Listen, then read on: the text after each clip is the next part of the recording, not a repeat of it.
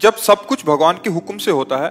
गुरु ग्रंथ साहिब जी में भी यही लिखा है, हुक्मे अंदर सबको, बाहर हुक्म ना कोई। तो मेरा सवाल यह है कि दुनियावी नजर लगने की क्या अहमियत है? मतलब दुनिया की नजर लग गई, जैसे कह रहे बहुत धनवान है तो उसको किसने बोला वाह वाह तेरी बहुत धन हो गया, तो उसका धन घटने लग जाता है, ऐसी मान्यता है। अरे उस पर नजर टिक जाए तो काल की भी जो नजर नहीं लगती, औरों की तो बात जाले दो। जिए काल बस ना परे, समुझ जाए शरण ते डरत ना काल डर। ऐसे तो पूरा संसार नष्ट हो जाए, नहीं हो जाए। फिर तो जो अधर्माचरण करने वाले हैं, दुख प्रदान करने वाले हैं, उनकी तो यही इच्छा है हम मिटा देंगे। उनकी तो यही इच्छा है ना कि हमें मिटा दो।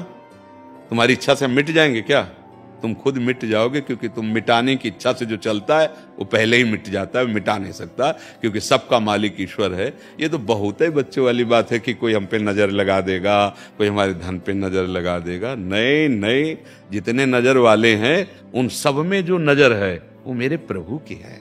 ये बात अभी जो आप कह रहे हैं ना, वो प्रभु, जब आप प्रभु की नजर देखोगे तो अमंगल हो ही नहीं सकता। कोई भी तंत्र, कोई भी मंत्र, कोई भी साप, कोई भी प्रतिकूलता तुम्हें परास्त नहीं कर सकती यदि भगवान किया। साप ताप रोग शोक दारुण दुख भारी, जितने भी परास्त नहीं कर सकते सब मिलके।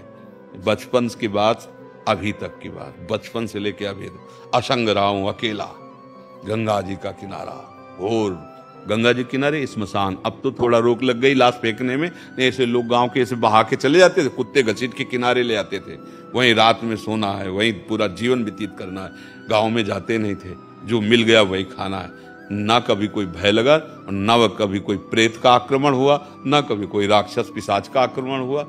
मस्त एकदम निर्भय। कौन नजर लगाएगा?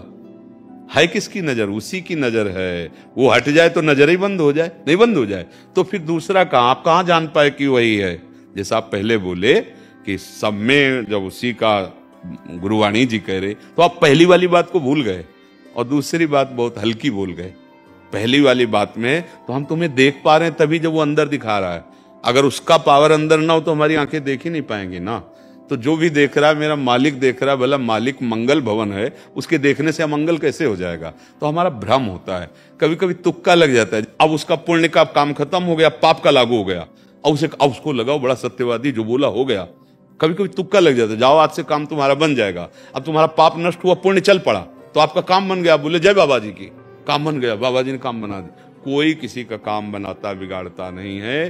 को न काहू के सुख दुख कर दाता, निज कृत कर्म भोग सुन भ्राता।